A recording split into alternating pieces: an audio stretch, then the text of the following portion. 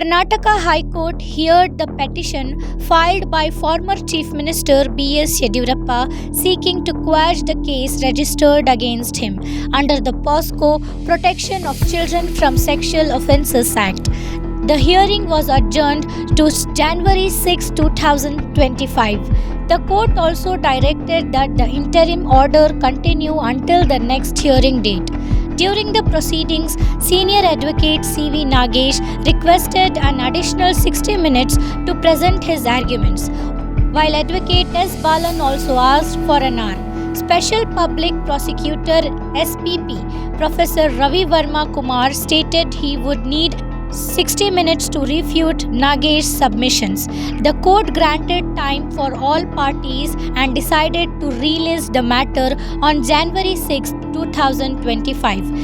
The interim order, which currently favors Yediyurappa, will remain in effect until the next hearing date, January 7, 2025, as the matter is being heard in depth.